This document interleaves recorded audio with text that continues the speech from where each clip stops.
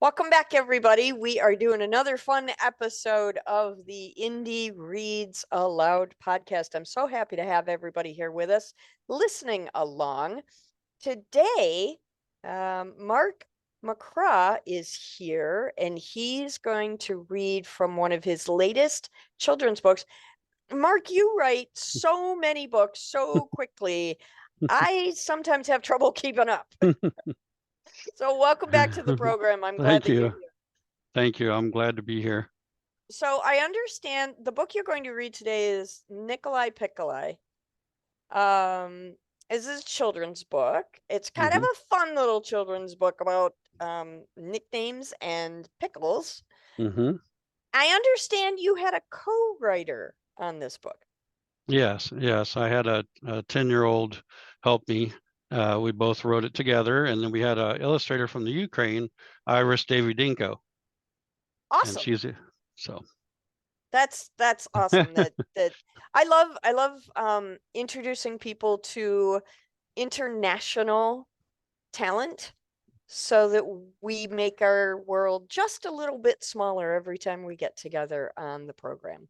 Absolutely. So tell us a little bit about this book. Where did the inspiration for it come from? Well, I wanted to do something that was fun.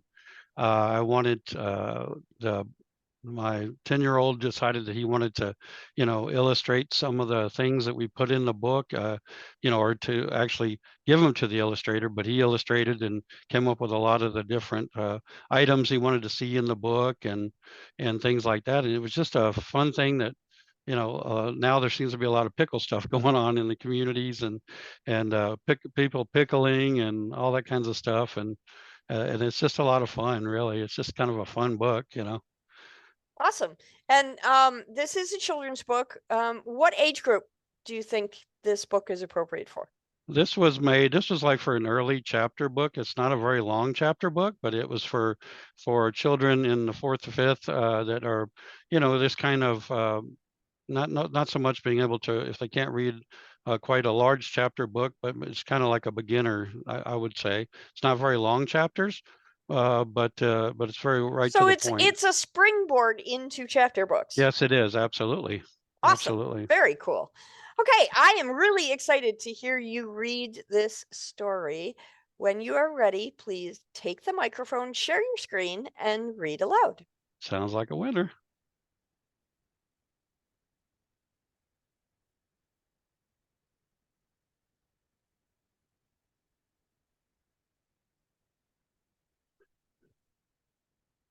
Nicoli Picoli, written by Nicoli Picoli and Mark H. McCraw, illustrated by Iris Davidinko. My name is Nicoli, Chapter 1. I am 10 years old with brown hair and blue eyes. I love being adventurous and trying new things. My favorite activity is shopping because I like getting something. When I go grocery shopping with my mom and dad, I usually ask them to get me some pickles. I know this is strange, but I love pickles. Did I say I love pickles? Pickles, pickles, pickles. There are many kinds of pickles like dill pickles, bread and butter pickles, sour pickles, baby holes, and sweet pickles. I cannot believe there are so many types of pickles out there. I like sour pickles the most, though. The sourer the better is my motto. I must admit I have not tried sweet pickles. At the store, I picked up a few type of pickles, plus a new one that I had to look up because I had not heard of it before. I will learn about this specialty pickle. Mom bought one jar of each pickle for our family to eat, so I got to taste the various kinds of pickles as we all shared them. Chapter 2, Sour Faces. On the way home, we stopped for burgers. I got mad because my burger had round green pickles that were flat. They looked like flat potato chips. I learned that these are called bread and butter pickles. When I got home, I asked Mom if I could go to Matthew's house. Mom said it was okay. At Matthew's house, he gave me a sour pickle to eat as a snack. He must like pickles too. As we were sitting on the front step, we played a game called Sour Face Relay. In this game, we must eat a sour pickle without making a funny, scrunched up face. The loser must run around the yard acting silly with his arms in the air. Matthew lost because he had a sour face. I'm an expert because I am used to the sourness as a major pickle eater. Chapter 3, Hiding Places. At home, when Mom was not looking, I opened up a jar of sour pickles and placed all the pickles into several small sandwich bags. I filled 4 sandwich bags with pickles. I hid them in 4 places around the house so I could sneak around the house eating the pickles as snacks later when no one was looking. I put 1 bag in the coat closet, 1 in my closet, 1 underneath my pillow, and 1 in my dresser drawer. One night after staying up late, Mom and Dad came into my room to say good night. When the door shut, I sat in bed and reached for my pickles underneath the pillow. I waited patiently to eat them until I heard my mom and dad go into their room down the hall. Then I began snacking on the juicy and sour pickles I loved.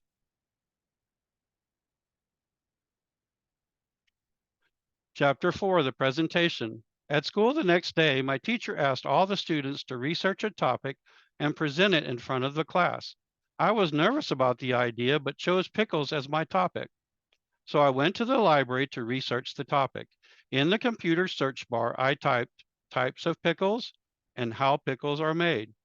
I used the information I learned from my research to create a poster board with a new pickle I had never heard of.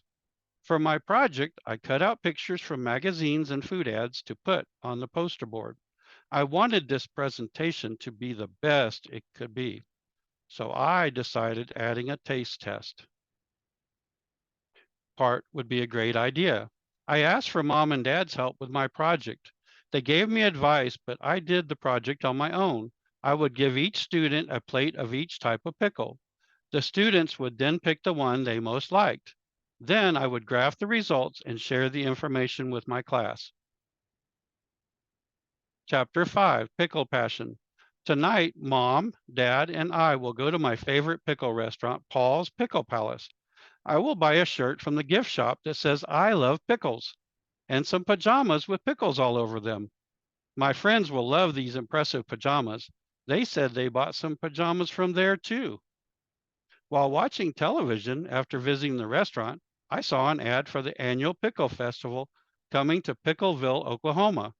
I want to learn more about pickles to add to my class project. Mom and Dad said we could go since it was during the weekend. They think it is a beautiful idea that I'm doing a presentation on pickles. At the Pickle Festival, I ate sweet pickles. I still like sour pickles. There were so many pickle vendors at the festival and many pickle activities for kids and adults.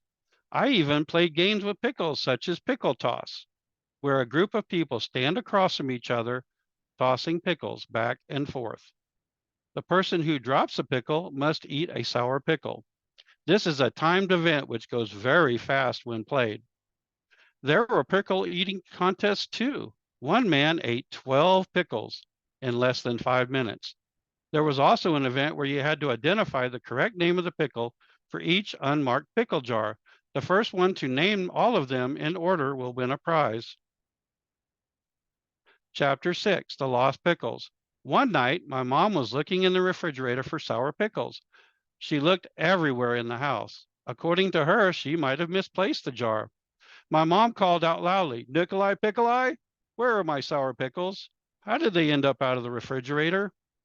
Mom found all my hiding places when she cleaned the house. As she was looking in my room, she saw that my dresser drawer was slightly open.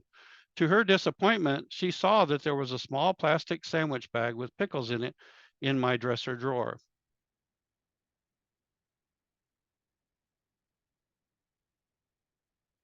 Mom was confused about why pickles were all over the house in plastic sandwich bags. She said, Nicoli Picoli? Since there were no more pickles in the house, my mom and I went to the store to get some more pickles for my presentation day. For my project, I told my mom that I also needed paper plates, napkins, and toothpicks to get the pickles out of the jar during the taste test in my class of 25 other students. When we got home, my mom and I carefully placed the pickle jars in a box without a lid. We also put newspapers around the jars so as not to break. Then my mom and I went up to the school early the next day to drop off my project with my teacher, Miss Henderson. I also brought a bag with paper plates, napkins, and toothpicks in it. My poster board for the class presentation was also dropped off, so I did not have to carry it around the school all day. Chapter 7, the pickle presentation.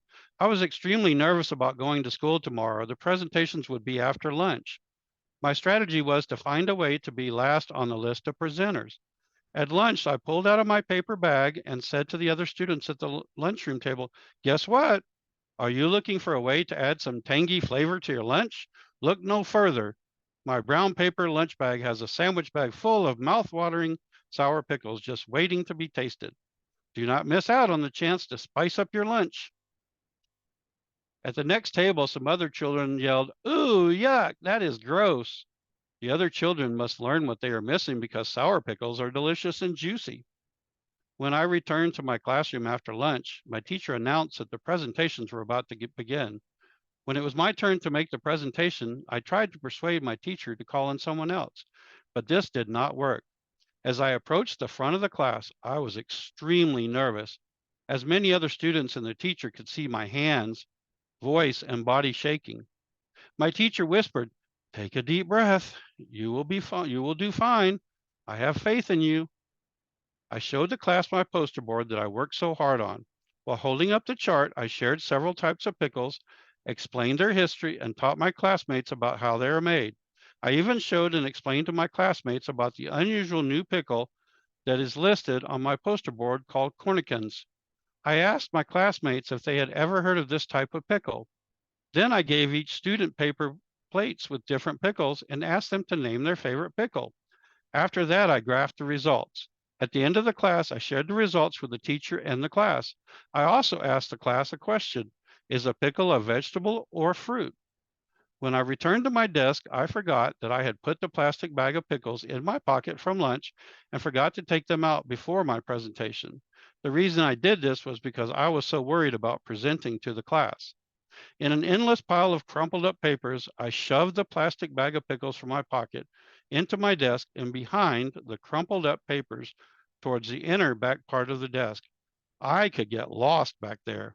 My teacher would not appreciate the mess I had made inside my desk, since much of my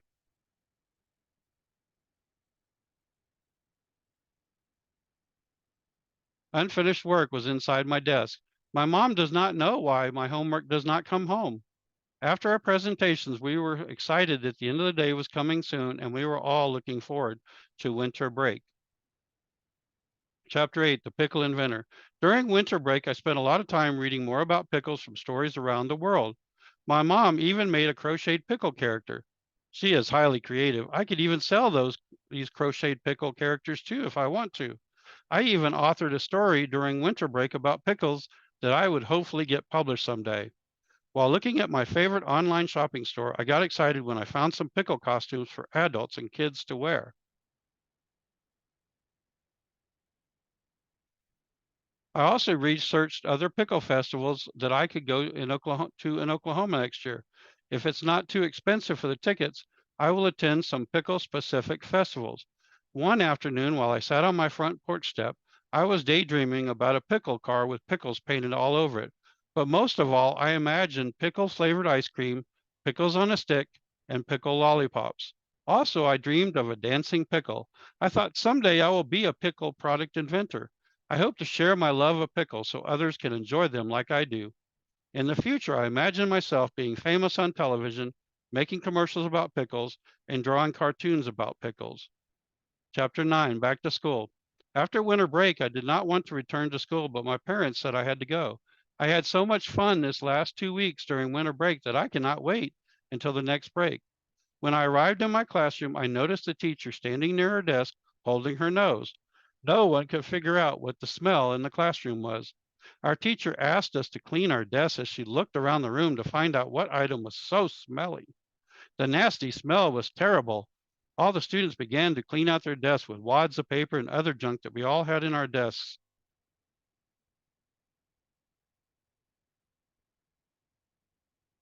While other students were cleaning their desk, I found an old sandwich bag of moldy pickles in my desk that had been there for 2 weeks. I was afraid to tell the teacher, but everyone saw what I had pulled from inside my desk behind the wads of paper. At first, I was afraid to tell the teacher. However, I stood up and said, I found a bag of pickles that had nasty mold on them inside my desk, but Pickle Man has saved the day. Meanwhile, the teacher called the custodian to come to the class. He came armed with air freshener and a trash bag to toss the nasty bag of pickles into the big trash can and out of the classroom. Chapter 10. I have heard this nickname before. I knew everyone was mad at me because I saw what was coming next.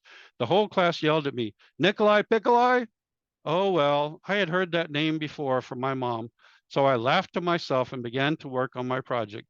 When everyone in the class seemed mad at me, I began writing, drawing, and designing a cartoon in my notebook. So there's Nicoli Picoli. With a nickname like Nicoli Picoli, my classmates will not forget me. That is okay because many children and adults have nicknames, and mine is related to my favorite snack, pickles. Power to the pickle. The end.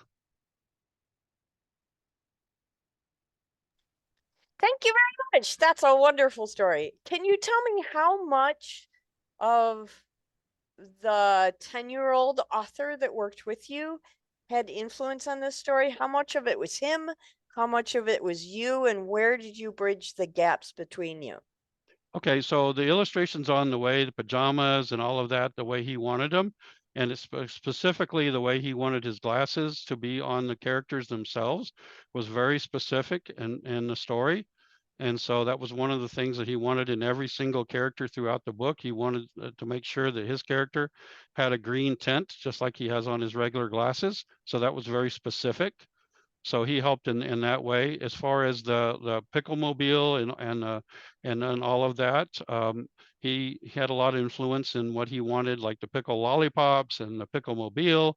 So he had a lot of influence in that chapter. The story that came about from the actual pickle being in a desk over winter break, rather, was actually a story that was from my second grade class, elementary school. So that was a story that came from one of my classes when I was student teaching. And so we kind of mixed a lot of stories together in that respect. And so as far as the input on it, he had, he had about 50% of it, So did you sit down together and write out the story, or did you write the story and then go to him for his opinions and advice about what to add and what to Well, change? we did a lot of adding and changing. Like I said, he did the illustration part of it, what he wanted to see in the book, like the lollipops and stuff like that. So his input on that part of it, as far as like I said, the storyline I came up with, he added, subtracted, and that kind of thing. So we collaborated together. We collaborated together on a bio. He had never done a bio before. And so we Fantastic. collaborated on that together and taught him how to do that and those kind of things. And obviously for youth protection reasons, we don't have his picture on the back. And Sure. so, No, those that kind makes of things. perfect sense. So, Yeah, no, that's wonderful. I'm so glad that you worked with him on that. It's one more step that we show young people that they can be authors too. yes, So I was thank so you excited for him. very, very much for sharing your story with us today. And I look forward to having you come and read aloud for us again. Thanks a lot. I appreciate you having me today. Thank you. Bye-bye.